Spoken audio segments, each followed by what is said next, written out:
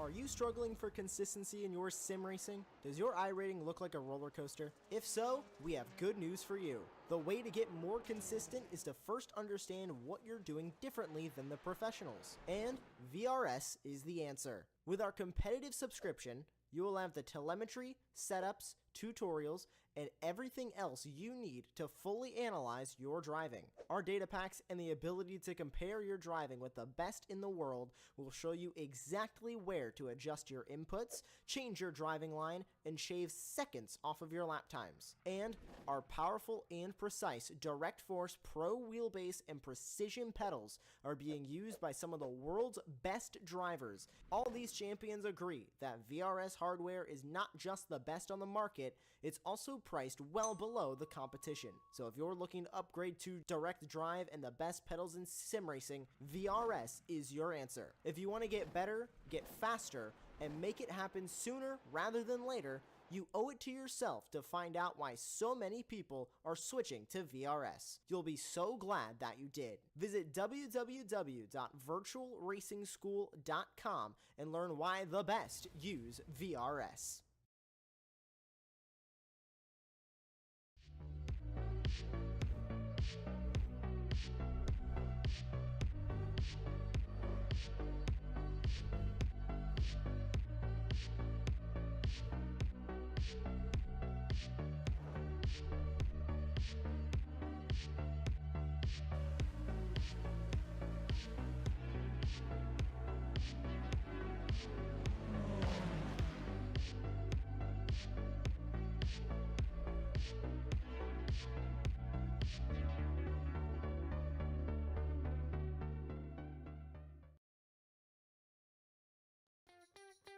Hello and welcome to part 2 of Super Sunday here on Apex Racing TV.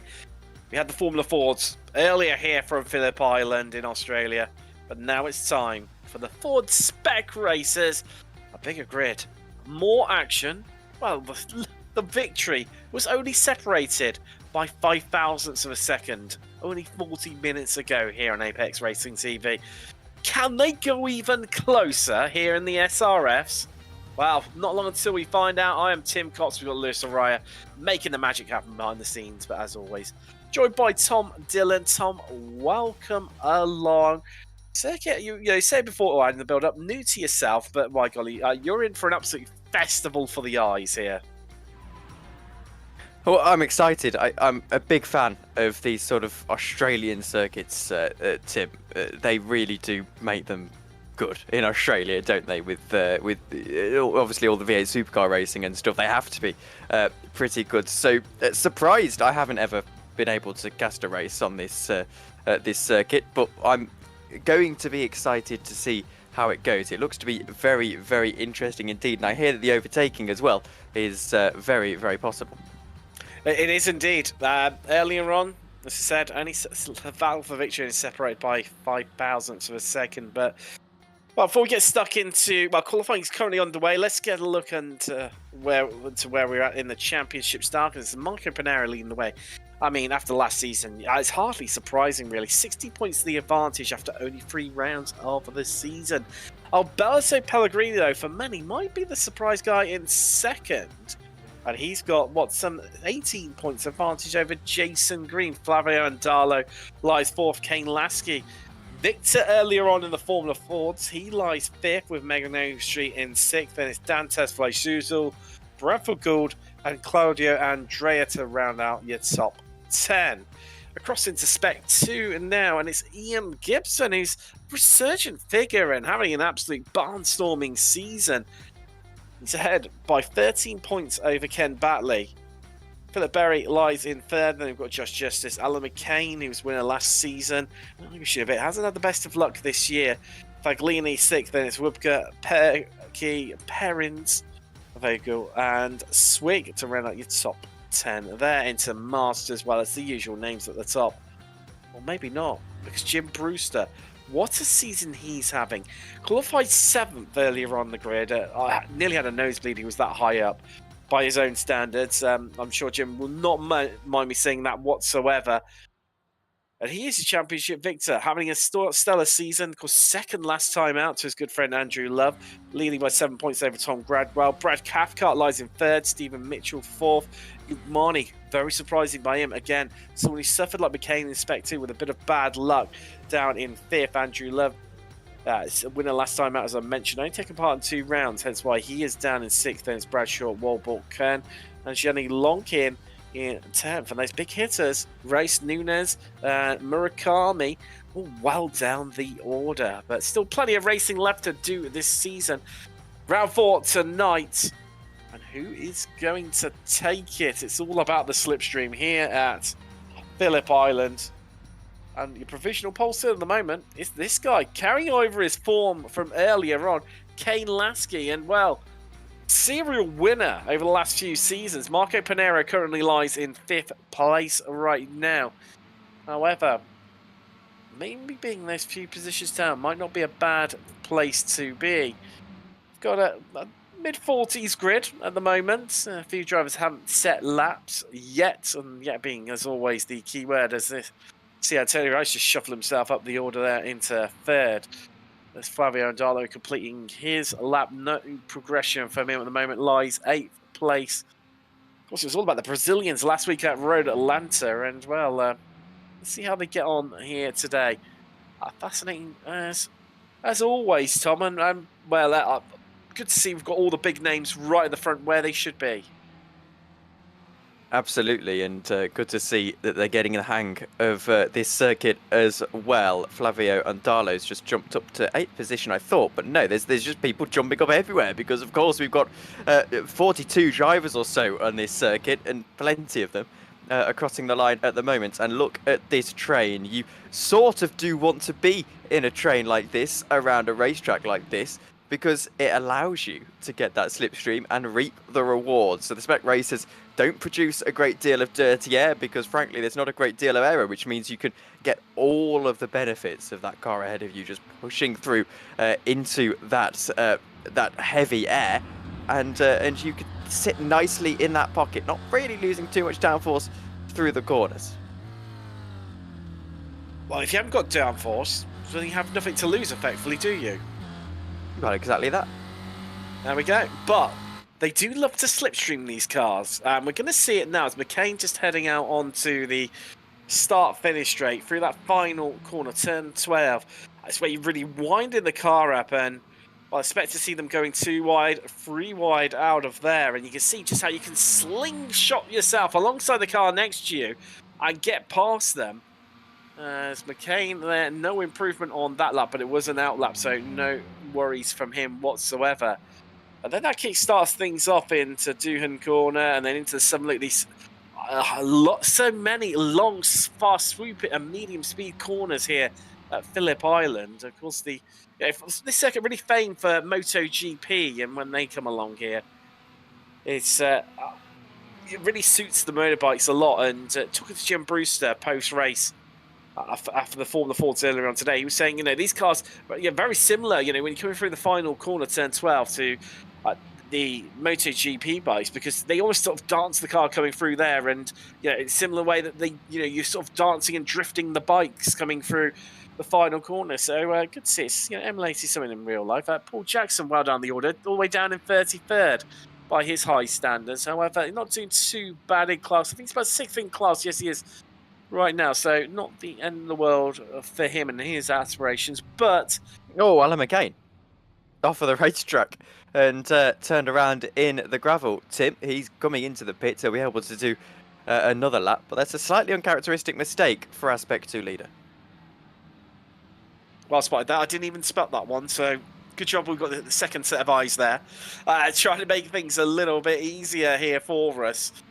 But Pinero, due to everyone's improving around him, he slipped down to 7th.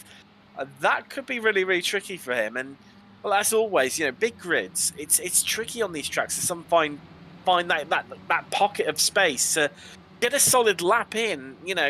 With an array of abilities out on track. My apologies, by the way, it wasn't Alan McCain, it was Phil Jackson. For some reason, my screen said Alan McCain, and I've only realised that because now, apparently, I'm also looking at Alan McCain. So, my mistake on that one, it was Phil Jackson who went into the gravel. So Alan McCain is, well, all Alan McCain fans can be assured that he is still going around nicely as we look back forward. I'm trying to see what the battle is looking like. Yogmani had a pretty difficult time last time out, didn't he? He came into the pits and called it a day.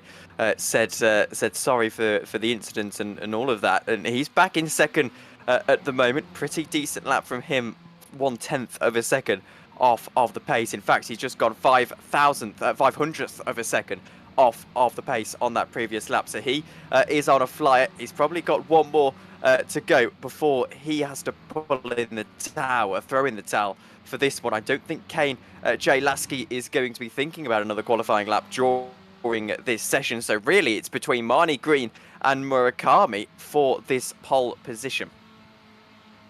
Of course, we had that big incident, didn't we? Early on, wiped out. It was only Antonio Rice who made it through, wasn't it? And out of our top 8, we were pretty much nose to tail. A big netcode incident coming out of the chicane underneath, just before you got to Fox Factory Bridge at Road Atlanta, that really shook things up, didn't it? And flipped things on its head. I mean, the history books will say that Antonio Rice, walks away from it sort of that stage, but of course he lost it a little bit later on. Marco Pinheiro claimed his second victory, 2 wins from 3 so far this season. And, well, I mean, yeah, we're going to see something similar today. You never quite know, do you? You never really quite know. And, well, there's Caleb Pocock just heading out now. So where's Caleb? Down in 31st. However, really tight times. Just a meager couple of attempts would see him climb. It was 4 places potentially on the grid. So how close it is down in the... Well, I say that midfield. It feels a bit weird saying that for 31st place, but we've got, at the moment, 44 drivers vying to take the place on the grid here right now. Not necessarily the biggest grid that we've ever seen, but still incredibly healthy numbers as Lasky into the pits. That's him done just qualifying. So is Rice and Green, who are 4th and 5th. There is Simani who sat on giving it one last shot here at Phillip Island. Of course, the drivers are able to complete their laps that they've just started before the checker flag comes out, which is out now. What's coming up for you? 40 minutes of racing. The drivers will need to take a pit stop in amongst that as well. What is Pinheiro? Well, he's improved on his last lap, got himself up to 3rd, 2nd row of the grid. I mean, Lasky and Marnie, really a different league right now, those two. Highest qualifiers, obviously, overall, and Masters. So expect one of Masters there for those two. Well, Pinheiro looks like he's going slow, so I think he's done just with qualifying. It's all Overshoot just pops up into 8th there as well. I was just clocked out of the corner of my eye there, Tom. Yes, and well, having to cross-reference with my time monitor at the moment, but Overstreet doing well. There's a car off on driver's right even, so that's slightly frustrating. 145 crosses the line. Flavio Andalo, what's he able to do? I don't think it was a huge improvement. So good qualifying for Megan Overstreet. A few of our other drivers, most of our other drivers are in the pits. The only major improvement I've seen was from Jesus A. Rodriguez, who jumps up to 28th position. Simon Mayer, he perhaps is on a lap. Megan Overstreet might be able to improve, as perhaps will Antonio Rees-Jeanette. Everyone else, though, I think has got to be content with being where they are at the moment, as the majority of those people are into the pits. Another stunning qualifying from Jim Brewster. Put it on the 3rd row of the grid in the Formula Fords. Absolutely flying here at Phillip Island is the American. And, well, just having a little look down through the orders. Drivers a bit out of place. Dan Wood, the Mexican, down in 24th. Apologies, American. I know he flies under, I've seen him the Mexican fly 4, hence why I've mentioned that one. And, well, realistically, he's the only one probably out of position by their own standard. Maybe Kurt Nunes down in 19th, but still 3rd in class. 5th in class, even 6th. Get there eventually. Currently lining up behind Ken Batley, who is one position in front of him in class and overall. But let's wait for the clock to tick over now. Last driver's head across the line, and then we'll be able to get into the grid and get ourselves ready and prepped for 40 minutes of action and drama. If you need a drink, if you need a bathroom break, go and have it now, because you will not want to go anywhere for this one. And it's Lasky who starts from pole with Yogmani joining him on the front row. Marco Panero is joined by Antonio Reese on row 2 with Jason Green alongside Chris Murakami. Look at that, 3 even. Spec 1 drivers on one side and the 3 Masters drivers lining up on the left side of the grid. Simon Mayer has Megan Overstreet for company on row 4, and the top 10 being rounded about by the old Brazilian row of Flavio Andalo and Altabino. And, well, row 6 is Vizil in 11th and Jim Brewster in 12th. And then row 7, Jeff Fritzster in 13th. Alan McCain on Spec 2 pole in 14th. It's Evandro Dantas in 15th with Andrea Favini alongside him on row 8. Row 9 is both Spec 1 and Spec 2. Aidan Campbell, Spec 1 driver in 17th. Ken Bately, Spec 2 in 18th. Then it's an all-masters row 10. Kurt Nunes and Tom Gradwell. Looking forward to seeing those two get on. Those two famed for their battles with the sharp end of Masters. Stephen Mitchell and Anne Bradshaw, another all Masters row on row 11. Then it's Bradford Gould and Dan Wood making all Spec 1 row 12. Phil Berry hoping for a strong result of his home race. He's got Claudio Gardini alongside him. Row 14 is Jeff Jacobson, series organizer Stevie Ray. With Jesus Rodriguez finished 3rd earlier on in this Ford Spec race. It starts down in 29th, showing row 15 and rounding out the top 30 with Ian Gibson. 31st is Trenton Kramer with Caleb Pollock Pocock, I apologise, alongside him on row 16. Then it's Charlie Vaccaro and Paul Jackson. Aaron Vogelay and Brad Cathcart make up 35th and 36th. Then it is Jeff Vubka in 37th and Martin Burke in 38th. It's Anderson in 39th and Jeff Horniak in 40th. Row 21 is Janning Longin and Richard Coffey, who's well down here. A cracking result earlier on in the Formula Fords. Gary Allbolt has Jean-Claude Buchholzer next to him on row 22. And that completes your grid here today. Got drivers just heading out by their formation lap behind the Porsche 911 safety car. But let's mention to our 2 sponsors for the series. First up, long-time sponsor RaceVoice. If you're looking for a simple way to transform complicated performance data, it's easy to understand voice notifications and alerts, then they are the people you need to get in touch with. They have over 16 different notifications, including up and down shift, over rev alert, corner entry, turn in and exit speed. It provides immediate feedback on driver and vehicle performance. You'll find out more about them at racevoice.com. And then we've also got Apex Racing Academy with 29 data packs, including setups, track guides, integration with virtual racing school. They also have weekly group coaching sessions, one-on-one sessions, and much, much more. Make sure you check those guys out if you want to go faster out on track. And, well, everyone just making their way through now. Prediction time, maybe a little bit here, and well, I see earlier on, good friend Andy Thompson, who's in the booth with me. I said to him, who's your favourite for victory? Well, both his and mine. Mine disconnected 6 lap in, and his had 2 major spins and finished midfield, being Yogmani. You can see that on the front row. So maybe Tom, who do you think is going to have an absolute shocker and a disaster race there? Just trying to, get the reverse psychology involved here. Well, I always do find myself fancying Yogmani for victory. I think he had a poor round last weekend, and maybe this one is going to pick up for him slightly. We'll see, though. He's got a lot of work to do on row 1. Very difficult to control these races, and as you said, Tim, potentially you're going to want to be second going into the end of the race.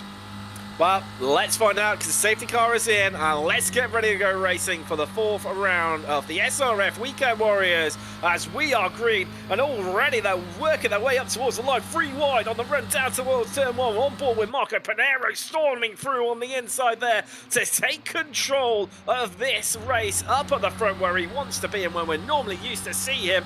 But while it's shuffling around, plenty down in midfield, lots of drivers moving around. Anderson, the Scandi, he's up 6 places into 33rd already as they all make their way through turn 2 for the first time and then head down towards the big braking zone.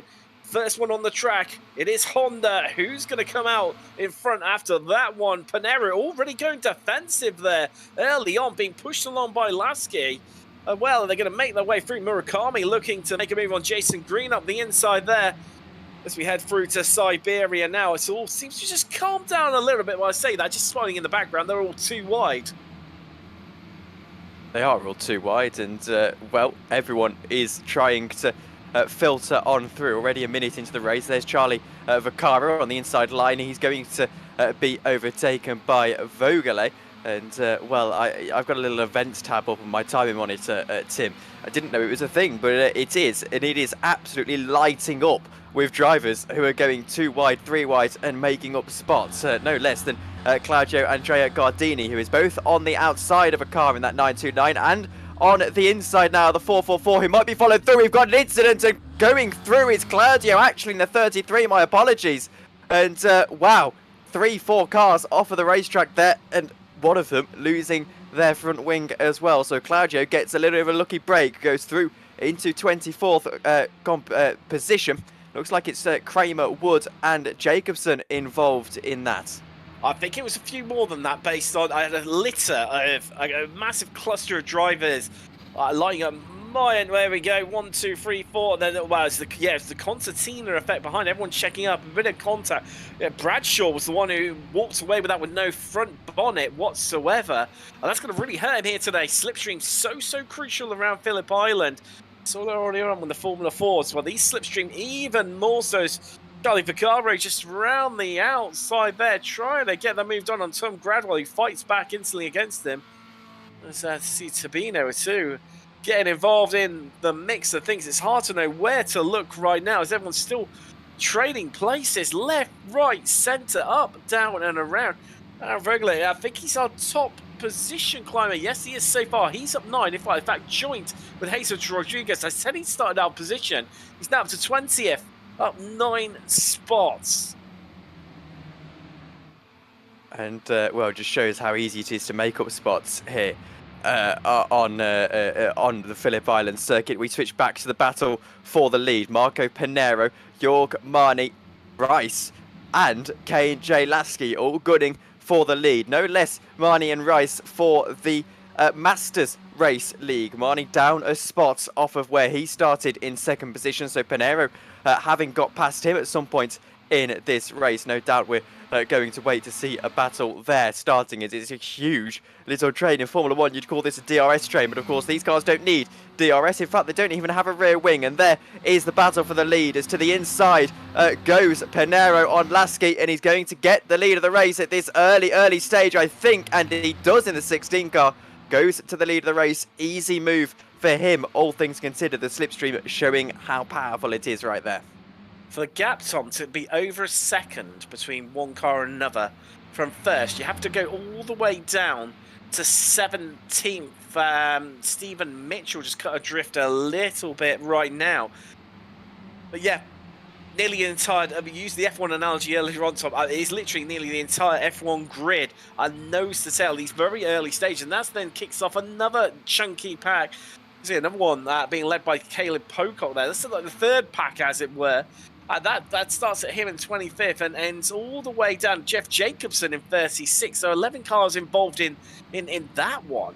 And, well, flipping on its head constantly. Jim Brewster last time around, fastest lap of the race, 142.9. I think he was the first driver to head into the 142s as well. He's on absolute fire as the American. I'd love to know where his form's gone. He's absolute come of age. And really got to grips with the car, putting some, and also in the Formula 4s too, putting in some sterling results there. Double podium in the last couple of rounds for him. in the Formula Fords, and well, looking really strong yet again here in the Ford Spec Races. In fact, yeah, podium last time out in the Spec Races at Road Atlanta, backing up one at Laguna Seca.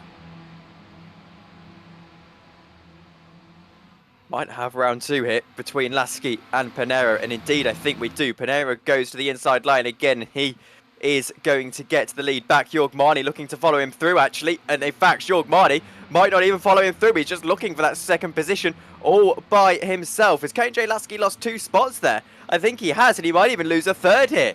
As Rice goes through down the inside line, I think he'll just get ahead, and Lasky is starting to fall through this train. There might be another one that picks him off in the form of Jason Green. But there you go. Marco Pinero gets the lead of the race. It was so easy for him. I had to check myself because I could have sworn that he hadn't been passed like that. So now Jorg Marni is in that 2nd spot.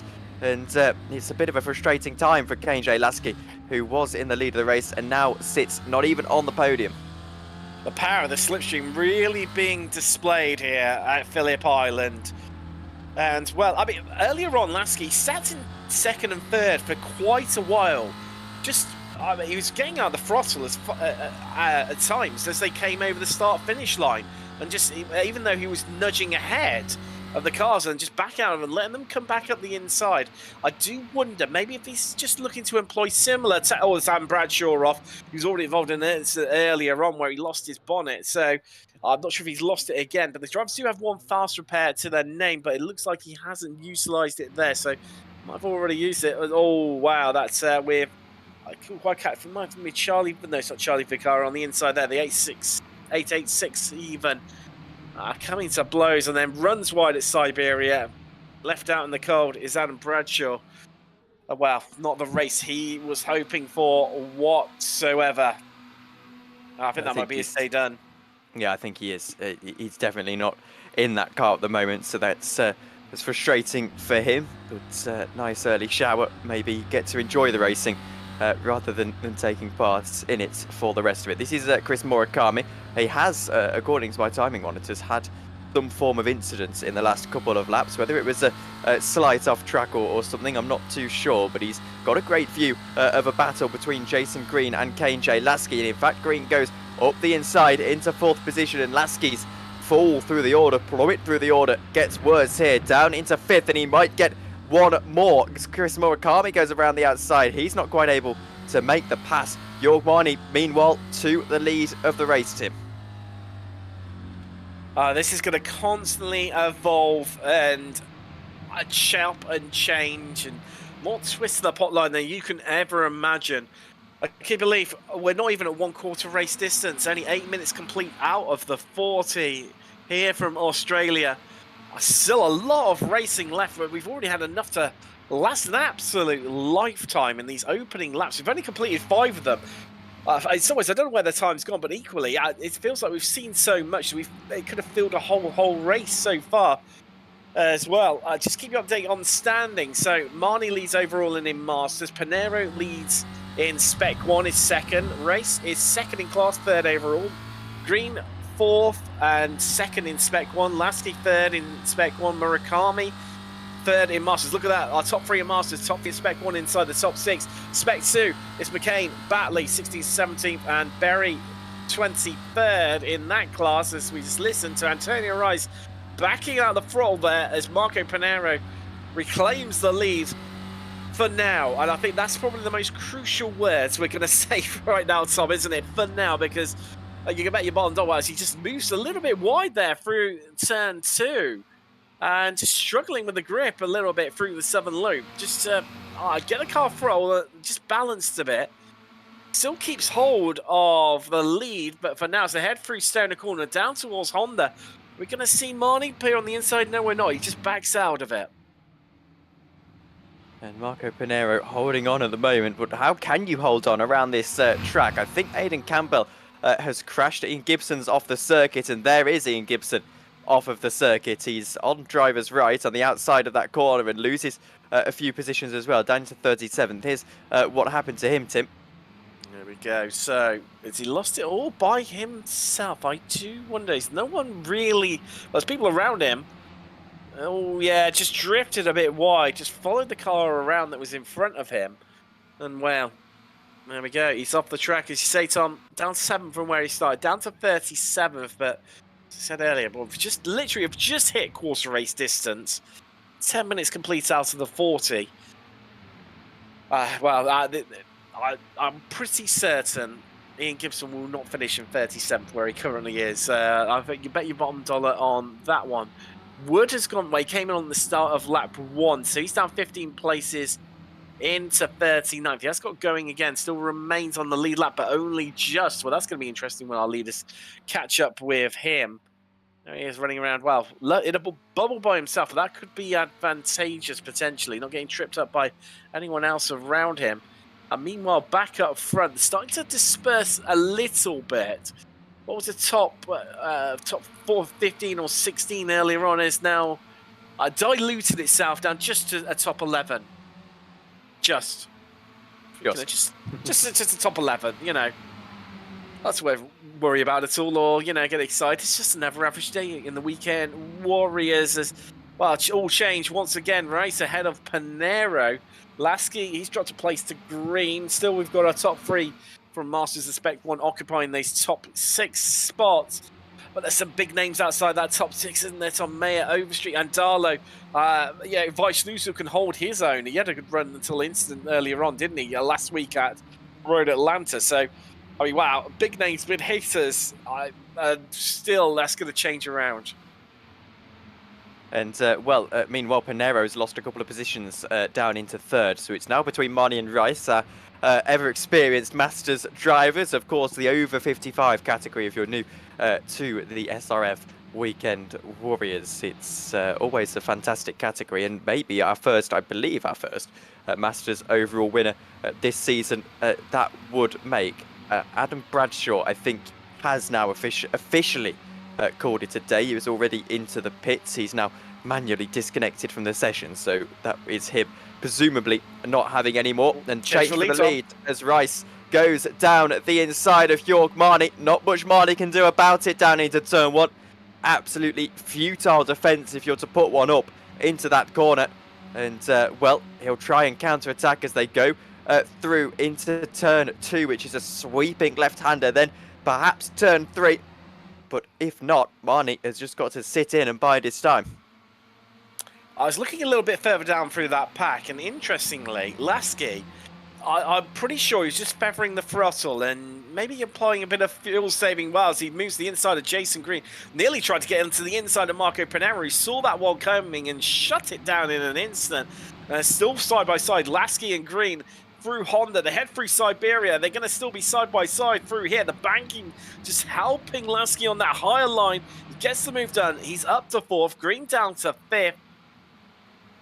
For now, because that will change yet again. But interesting, from Murakami in 6th and backwards, they're all pretty organised and, you know, keeping in line with one another.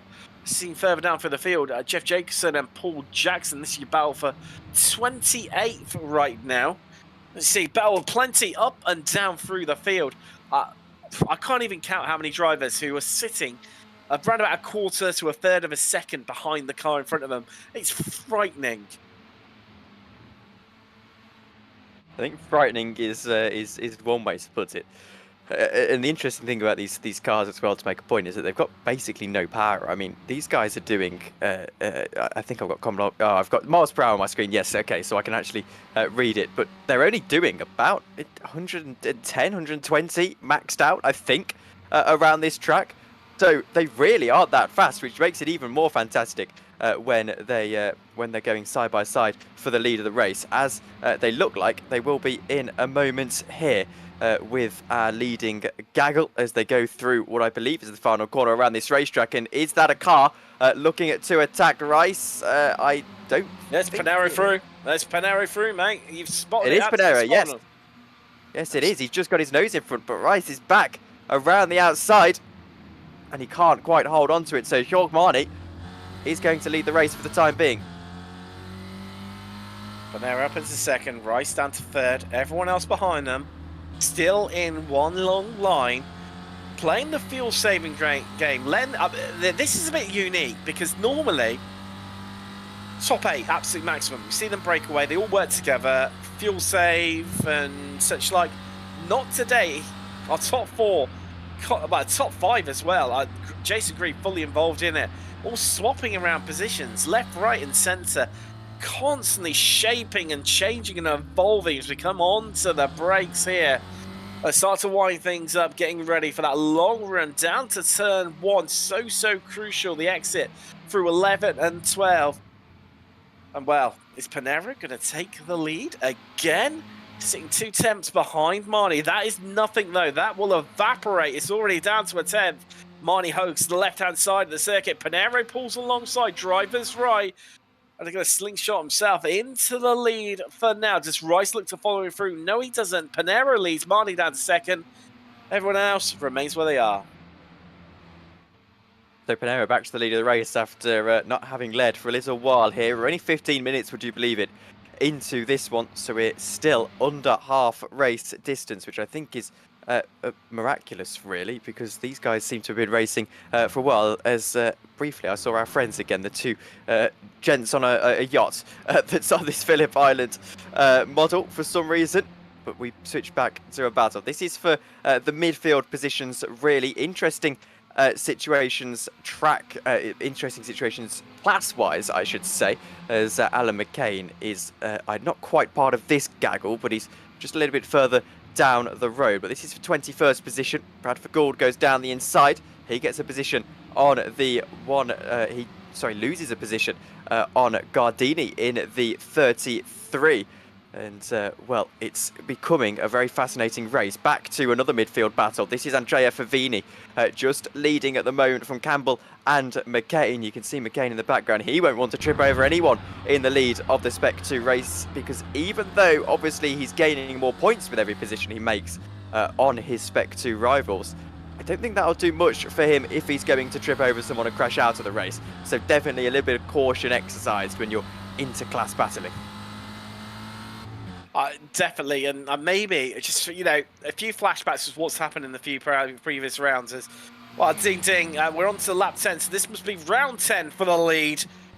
Marnie versus Panero. Marnie on the outside again, Panero on the inside, but Panero just dropping back. Needs to be careful. Will Rice sweep around the outside? No, he won't.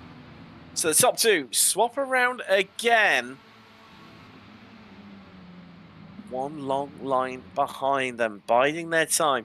Playing this out for the fuel saving strat. And also something I've spotted, Marco Panero through turn 2, the southern loop, he sort of like tries to sort of square off the corner a bit, runs in a big deep mid corner to then, you know, slow the car down and bring it back across. As I thought they were going to go 3 wide there. No, they don't. They're all cover one another off there. But Panero a bit slow mid corner race, almost touching the rear end of him. But I do wonder, with that alternate line that Panero is playing, it might be quicker for a qualifying lap, but is that going to leave him susceptible to an overtake later on this race, as someone maybe in the closing stages gets a bit adventurous and tries something when he leaves that door open? I don't think there's any need to try something adventurous, you know, on this track, because the slipstream's that powerful that is true. Just fly by into turn 1. It's almost an oval, essentially. How aggressive it is. Now, these cars in an oval, that would be an interesting situation. But Caleb Pocock is looking for 24th position. It's Charles Vaccaro just ahead of him. Charlie Vaccaro just ahead of him as he goes by. And, well, Vaccaro not having the greatest of races so far in 24th position. Caleb Pocock looking for that spot if at all possible. Here again, this is where it gets slightly odd at Phillip Island, because I don't think Pocock will be keen to make a move really at any stage here. If it happens for him, it will. Change for the lead as well, by the way. Panero back to the lead of the race ahead of Marnie. I've just seen that flash up on my screen, and you can see that they are actually still side by side pretty much. Now Marnie, of course, has tucked in, and we'll wait to get a slipstream out of the final corner. But definitely, they might go 3 wide. I think they were thinking about 3 wide there for a moment. Marnie side by side for the lead, though. Panero's got it from him, though. Antonio Rice coming in a bit of pressure. Lasky and Green looking to try and making the meat in a sandwich right now, but can't quite get it done. Back out of it just for now. And you say about an oval, Tom, the closest we've got to it that we've visited with these cars was the Daytona Roval. And I can tell you, 3 wide, that's just average. 4 wide are plenty. These cars absolutely fly around that track. It's absolutely fascinating. There's no way about it whatsoever. They still are our top 11, still remain line astern. They've dropped Aiden Campbell, who's currently lying in 12th. He's 4 seconds behind this group. That's how much they're motoring, despite all the battles that are happening up front and all squirrely on the brakes there. Antonio Rice in the 3rd position in the 914 machine. Got it stopped in time, though. Didn't lose it. They wind things up yet again to head down to the start-finish line.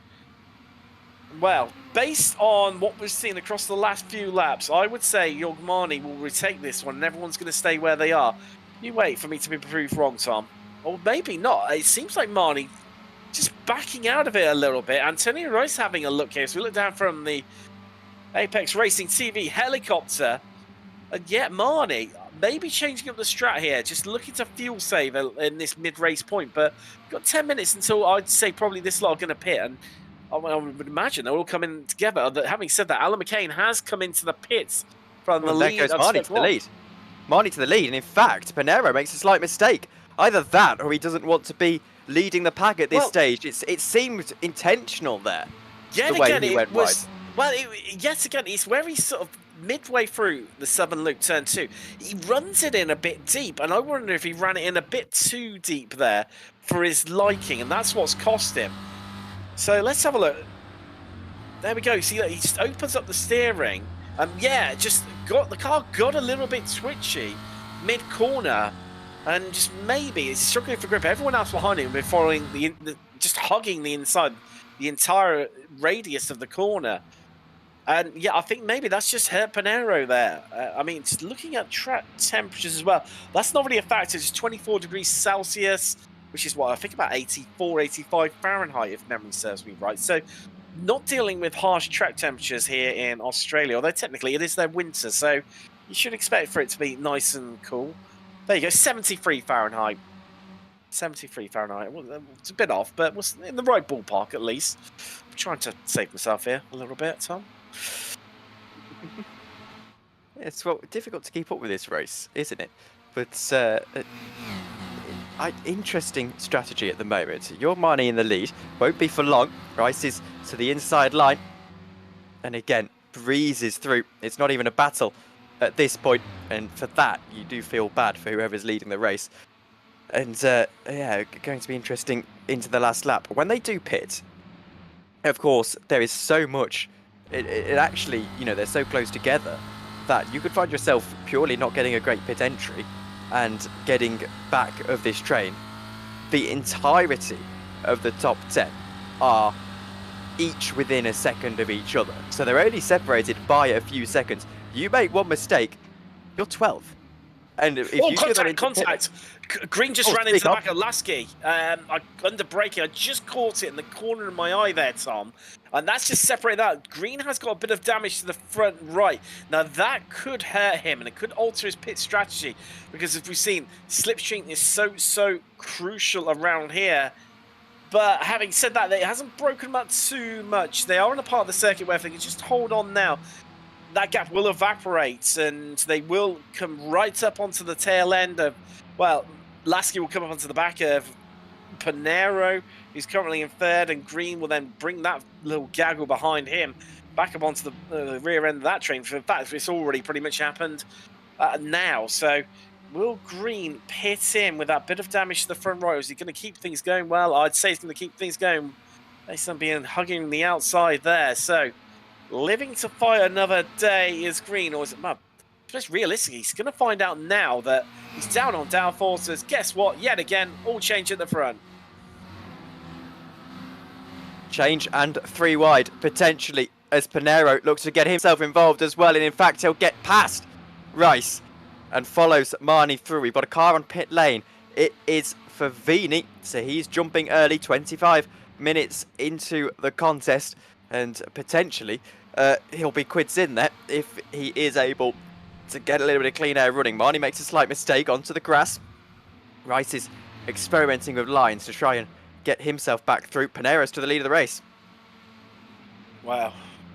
Those three are constantly changing position.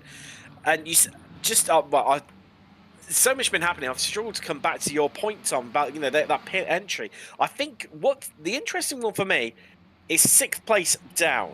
In fact, Maya has got past Murakami for 6th. So that's the first time from 6th down to, well, they've actually spaced out a little bit. Andalo has dropped behind, so Andalo and Vaishlusel have fallen off the back of this group.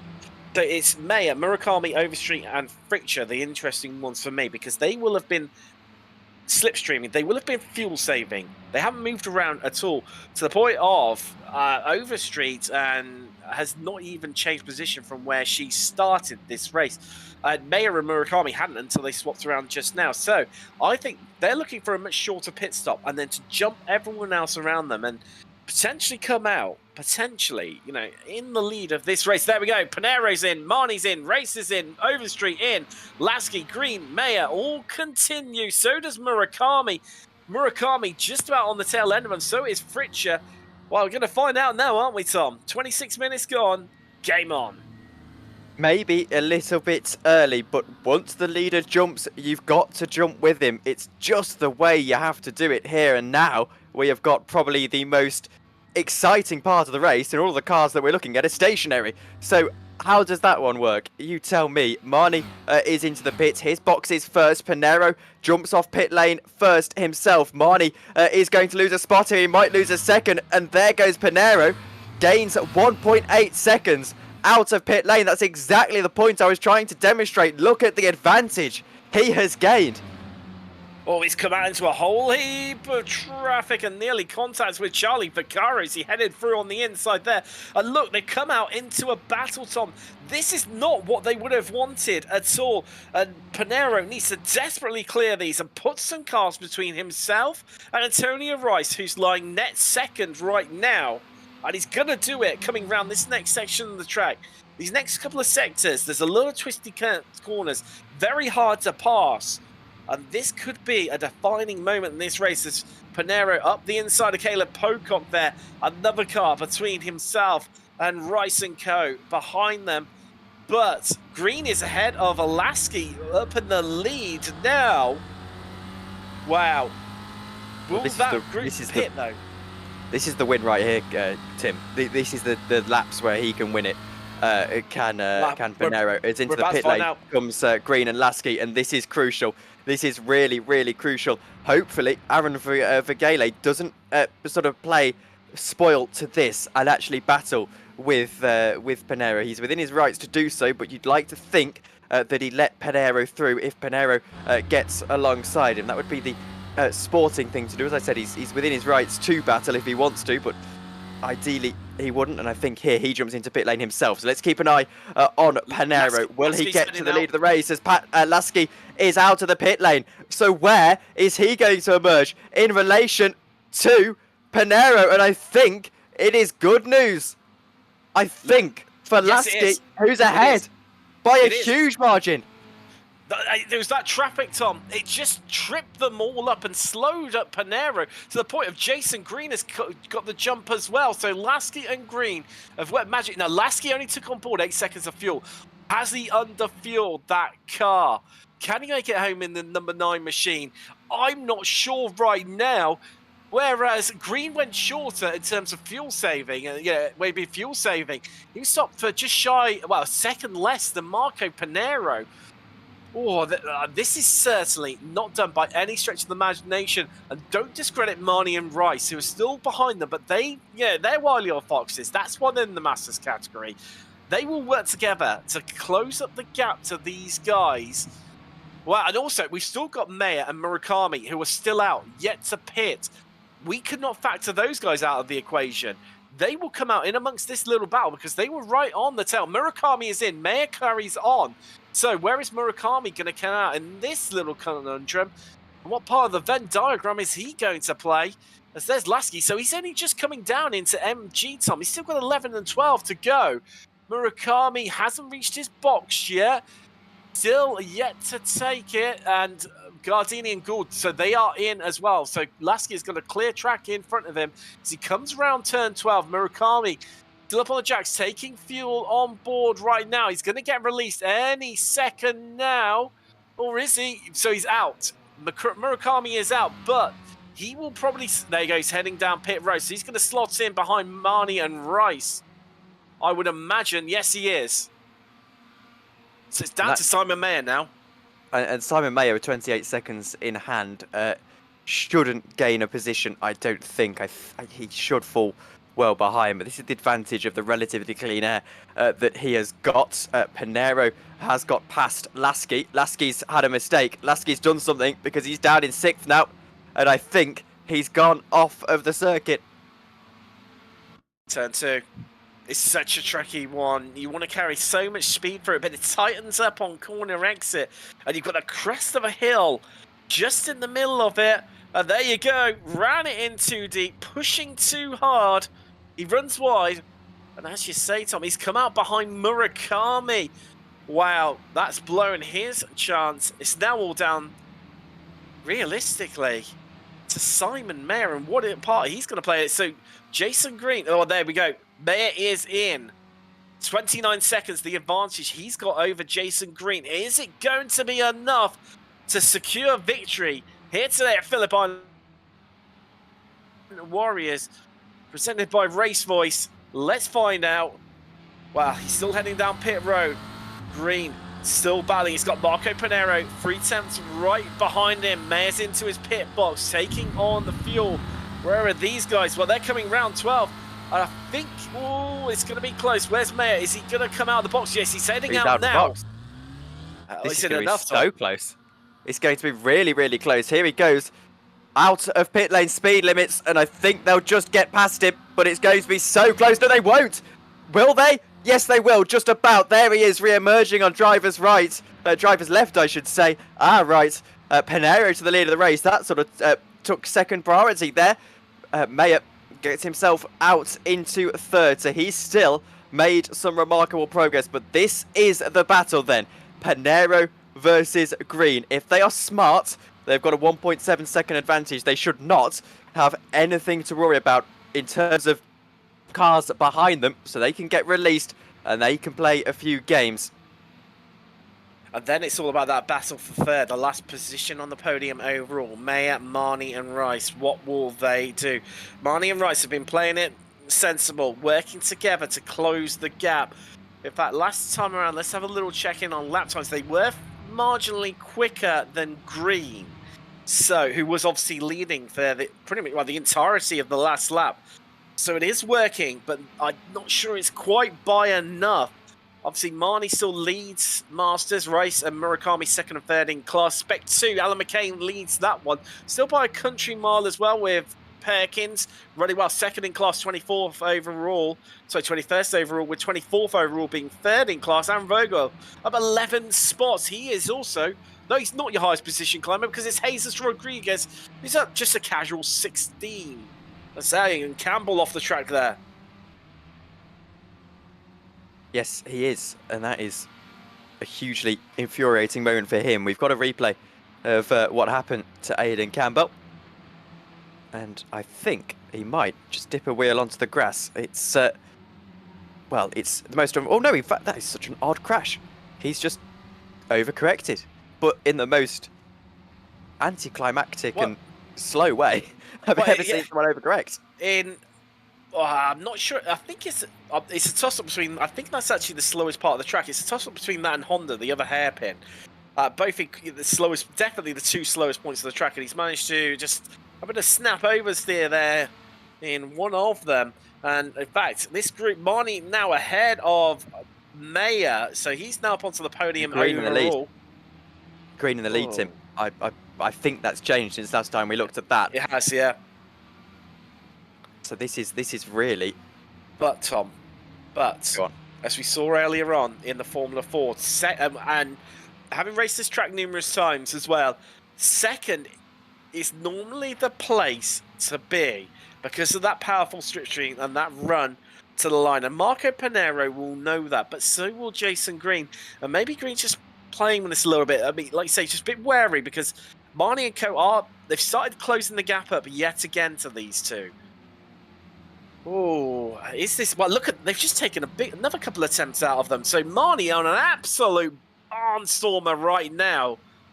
And maybe Green just backing Panero up into it, knowing that if he's got someone else to think about behind, it maybe needs Green just a little bit more, you know, less vulnerable. I don't know. Take your pick. We've still got 5 minutes left of this. Look at that. There you go. That's why. That is why, because there's pushing going on.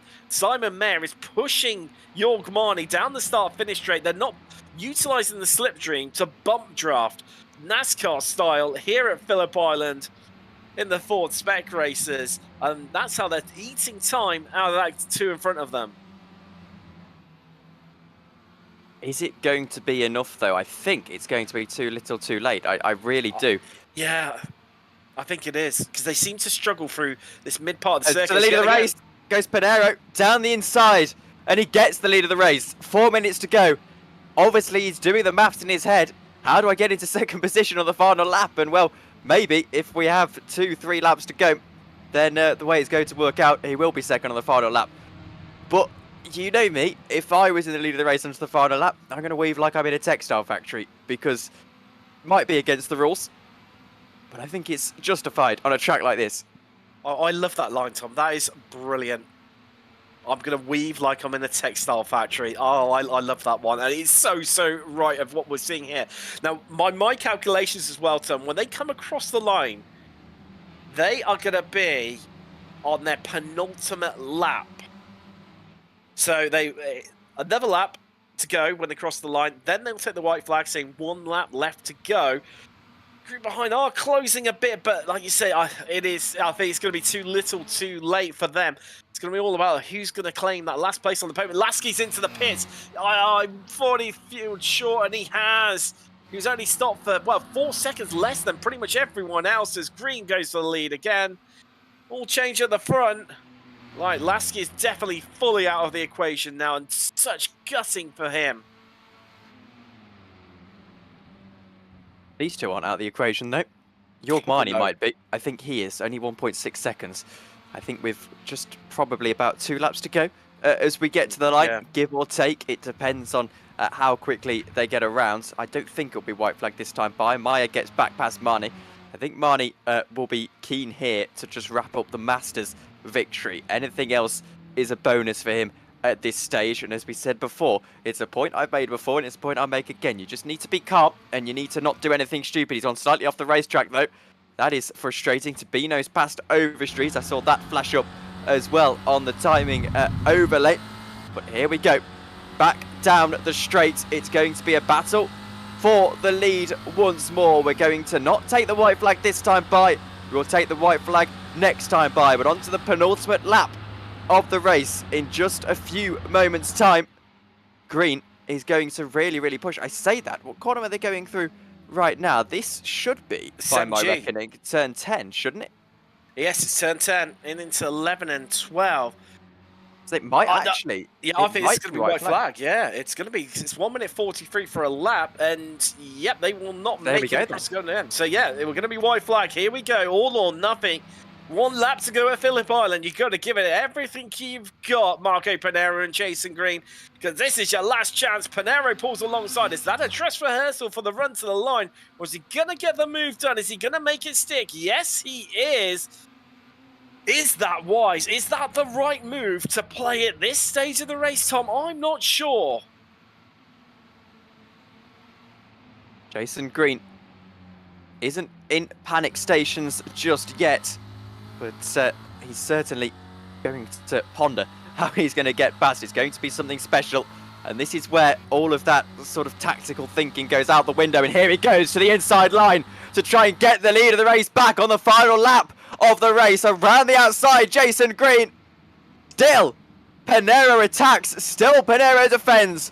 And I think he holds on to the lead for the time being. Marnie is past Mayer. That is at the top of your picture. So the Masters victory right now heading the way of Jorg Marnie after a disappointing time last time out. Tabino as well is past Overstreet, and Gardini is past Gould, so they're all having a fantastic scrap. Jason Green knows that he has got one more opportunity to attack. Here we go. It's building up, building the pace, building the momentum, biding your time. Everything needs to be exactly perfect right now for Jason Green. If he wants to claim victory, we'll look down from the helicopter. Here we go. Get ready, folks. Who's going to take it? Will it be Marco Pinero? Will it be Jason Green? Green in the slipstream as we head round the final corner for the final time this evening in round 4 of the SRF Warriors. Here comes Green. Under a 10th, it's going to be a race to the line. Who's going to take it for the photo finish? Green slightly ahead, and he's going to do it on the final corner. The run to the line by 300ths of a second. And Mayer beats out Marnie by 1500ths. Oh, we've still got loads of battles to happen. McCain under threat here. Right down through the field against Favini. That's going to run to the line. He doesn't get it. Rodriguez wins that three-way battle out there. Oh, my word. Oh, they're already kicking off the post-race demolition derby before they've even gotten to everyone finishing, as Bradford Gould looks like he's going to lose a place. Yes, Aidan Campbell. Sorry, no apologies. Gould getting past Gardini even then right at the line. Wow. Well, Tom,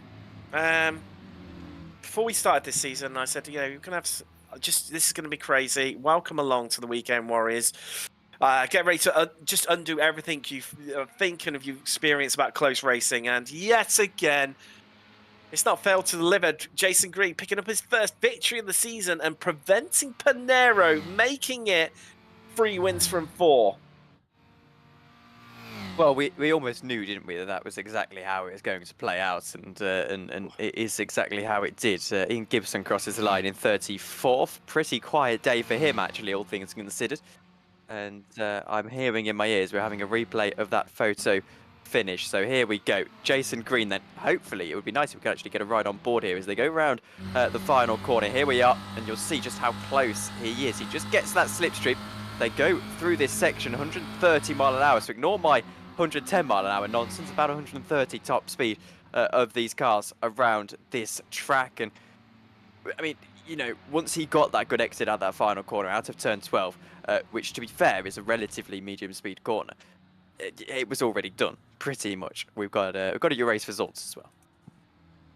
I think Pinero just dipped ever so slightly onto the grass on the outside, and I think that's just killed off just enough momentum just to help Green that little bit and carry him to victory here for his first win of the season for the American. Marco Pinero having to set up a second and prevent it being 3 wins from 4 for the Italian. And Simon Mayer rounding out your podium. It's Jogmani, you win it in Masters. 4th with Antonio Rice, 2nd in class. Jeff Fritcher, a great result for him in 6th. Fabio Andalo, 7th. Is Murakami, 8th and 3rd in Masters. Jesus Rodriguez, a great result for him in the end. Up 20 places. I told you he started out of position for his ability. Finished 3rd in the Formula Fords early on and makes it 9th here today in the SRFs.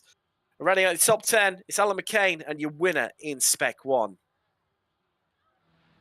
And, well, Andrea Favini's just in 11th, with Charles Tabino in 12th, Megan Overstreet 13th, with Jim Brewster in 14th, Aidan Campbell in 15th, Bradford Gould in 16th, Claudio Gardini 17th, and Ken Bately on your Spec 2 podium down in 18th, Kurt Nunes in 19th. Phil Berry makes up the rest of that Spec 2 podium. Steve Mitchell, he is 21st with Gradwell behind him. Lasky in the end could have been on for a victory here. In the end, has to settle for 23rd after having to stop again to not putting enough fuel in the car. Jeff Jacobson, 24th. Or series organizer Stevie Ray. I'll get my seat in a minute. He finishes 25th. Charlie Vaccaro just behind him in 26th. Then it's Vogel. Jackson lies just behind him. And then I've lost my place on the screen because I looked away. There we go. Trenton Crane 30th, 29th, and Weiss Schlusel in the end down in 30th. Brad Cathcart just in 31st position. Jeff Frubke behind him in 32nd. Martin Berger in Gibson and Gianni Longini in 35th. Anderson is 36th, with Caleb Pocock in 37th, and it's Jeff Horniak in 38th. These cars all lapped down. Then your retirements: Dan Wood, Adam Bradshaw, Evandro Dantas, Richard Coffey, Gary Voldbolt, and John Cloud Bukosa. Well, we're now joined by our winner here today, Jason Green. Jason, congratulations. First win of the season for you. Wow. Yeah. What a battle, mate. What a battle. Yeah, that was awesome. Yeah, first win in the regular season for Weekend Warriors. I don't know, something in second. Last time we were here for the runoffs, I also won. So I wouldn't say it's a strong track for me, but I always end up getting lucky towards the end, I guess. Be at the right place at the right time. Well, and talking of which, was it deliberate trying to be into second, knowing what the slipstream is like on the run to line here at Phillip Island? No. It I was battling hard. Marco just got the better of me in the first hairpin. Yeah, it was always going to be close, no matter who was in front. So yeah, it's if you get enough of a gap going into the out of the last corner, you can make it work. So I was definitely trying to be ahead for sure. And early part of the race, were you doing much fuel saving at all? Oh yeah, that's I think I saved like maybe a liter and a half of fuel over what I had planned to take. But I mean, that's all you can do in that big of a pack. If you if you try to battle too hard, you're just going to slow the entire pack up and bring more cars into it. So first part of the race is always just being patient and try to put yourself in the right position. Well, congratulations, Jason. Victory here today. First win of the season here at Phillip Island. Well, we'll look forward to seeing you in a week's time over at Lime Rock. Yeah, a bit more on home soil for you. Yeah, we'll see how that one goes. So your winner there, Jason Green. Tom, who have you got standing by? We've grabbed Alan McCain, Spec 2 winner. Alan, welcome along. You're making it a bit of a habit winning in Spec 2. You seem to be at the top of the order every time I look down. Fantastic drive again today. How do you approach winning these Spec 2 races when you know you've got such a busy racetrack? I just try to tag on to somebody I think I can trust. At the start of the race, I let a few guys go, and I thought I would hang with the pack, but we ended up dropping off. Wasn't too great, but it was good enough for me to get the win, which is the first this season. I've had rotten luck up until today. Yeah, well, actually, I'll go to be honest with you. It's a surprise for me that it's your first win of the season because, as I said, I could have sworn that every time I look at the order, you're top of it. You've definitely had pole positions before this season, so it's nice that your luck has finally turned up. And in terms of the championship, do you think that maybe now this is a moment for you to mark and say, okay, now I can start to push for the championship, or are you just taking it race by race, playing it by ear? I would say, I would pretty much say that it would be tight. It'll be a tight battle between myself and Kenneth Batley for the championship. So, may the best man win. That's all I can say. Well, thank you for joining us, Alan, and hopefully we speak to you soon. Thank you very much. Alan McCain there. Next up is your winner in Masters, Jorg Marnie. Oh, well, at one stage, you had us all guessing in the commentary booth, potentially even a win overall. But it was just that pit strategy, and that's what seemed to be the defining moment of your race and coming out amongst those back markers.